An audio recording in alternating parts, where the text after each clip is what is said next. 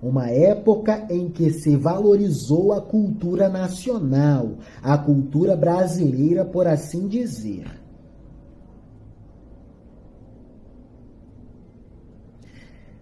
A Belle Époque, que buscava defender a capoeira como ginástica brasileira. Nesse sentido, Coelho Neto representou o ponto alto da versão que defendia a transformação da capoeira em esporte nacional. Conforme Soares, Coelho Neto não apenas realça as qualidades ginásticas da capoeira, ele a celebra como a verdadeira educação física do Brasil, que deve ser ensinada nas escolas, quartéis, lares e em quaisquer lugares e estabelecimentos onde a instrução seja valorizada e seja importante. Em quaisquer lugares em que a instrução educacional seja relevante, seja valorizada. Então, aqui a gente percebe que em alguns espaços dos círculos intelectuais da sociedade do Rio de Janeiro, havia essa conversação para tornar a capoeira uma política pública instrucional, educacional, aplicada nos centros de ensino, em quaisquer espaços em que a instrução educacional fosse tida como relevante. Muito importante. Podemos intuir que, se isso acontecesse, a capoeira seria muito mais importante do que o futebol para o Brasil. O futebol seria muito menos importante que a capoeira na cultura brasileira, se esses esforços fossem levados adiante.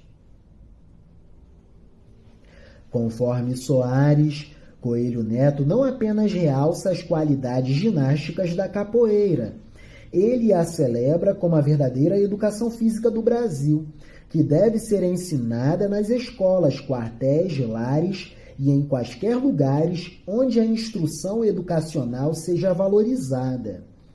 Soares lembra ainda que Coelho Neto apresentara junto a Luiz Murat um projeto instituindo a obrigatoriedade do ensino da capoeira em escolas e quartéis. Tal intenção acompanha a visão nacionalista que se construiu a partir daquela época, investindo na capoeira como representação autêntica da brasilidade. Algo muito importante, a capoeira dentro do aspecto modernista do Brasil. Vejam só como a capoeira entra dentro das conversações literárias da época. A capoeira influindo na política. Que beleza! Recuperarei aqui, coisa boa. Capoeira, essencialmente brasileira. Soares lembra ainda que Coelho Neto apresentara, junto a Luiz Murat, um projeto instituindo a obrigatoriedade do ensino da capoeira em escolas e quartéis. Tal intenção acompanha a visão nacionalista que se construiu a partir daquela época, investindo na capoeira como representação autêntica da brasilidade, como podemos perceber neste trecho da crônica intitulada sugestivamente O Nosso Jogo.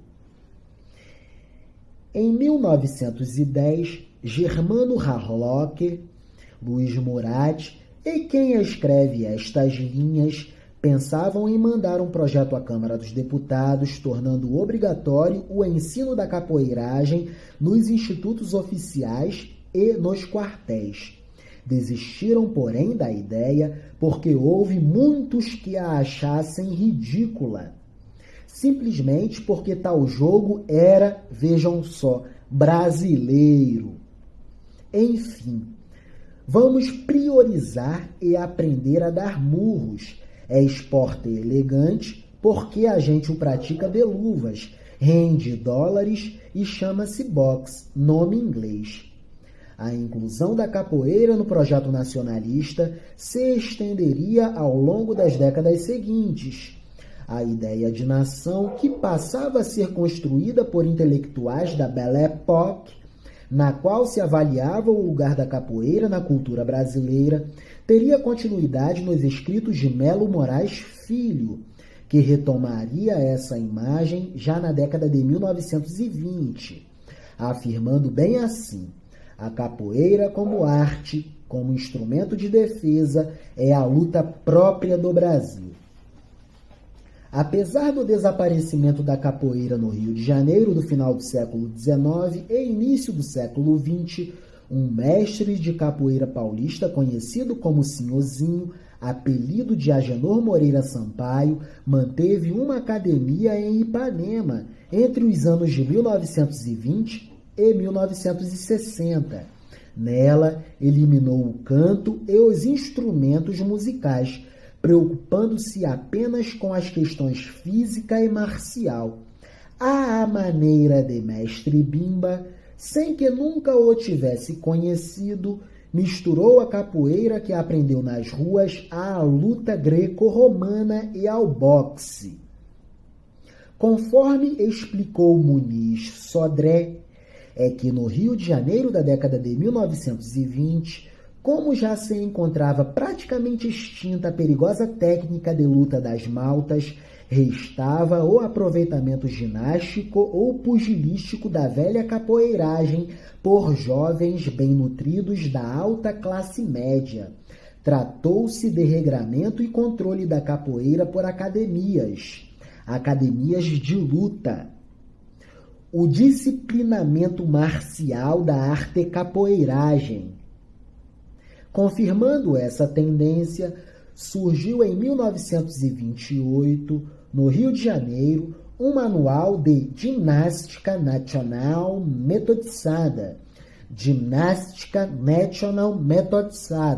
capoeiragem regrada, escrito por Aníbal Burlamac, Ozuma nas rodas de capoeira.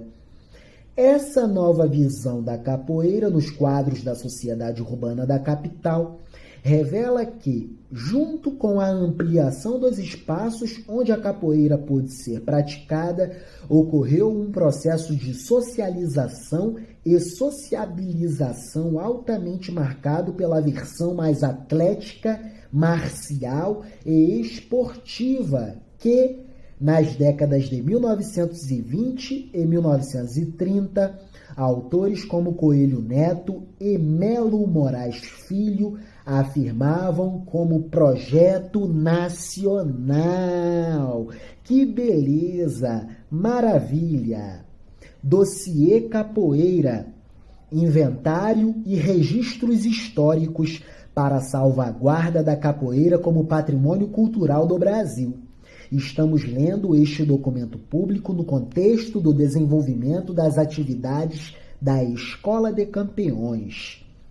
Aprendendo a Aprender, atividade socioeducativa que acontece na Unidade Socioeducativa de Internação do Recanto das Emas, UNIRI, Sistema Socioeducativo do Estado-membro da Federação Distrito Federal.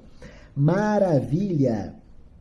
Se estamos falando sobre capoeira, é porque temos o apoio da família Secap Capoeira, Centro Cultural Arte Pernambuco, grupo do meu amado amigo Mestre Trilha. Deus te abençoe, amado amigo Mestre Trilha. Um abraço para a família Secap Capoeira, Centro Cultural Arte Pernambuco, parceiro fundamental do desenvolvimento das atividades da Escola de Campeões. Recife, Olinda e Brasília associados. Que beleza!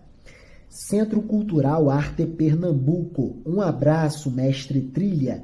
Deus te abençoe. Deus vos abençoe. Amém.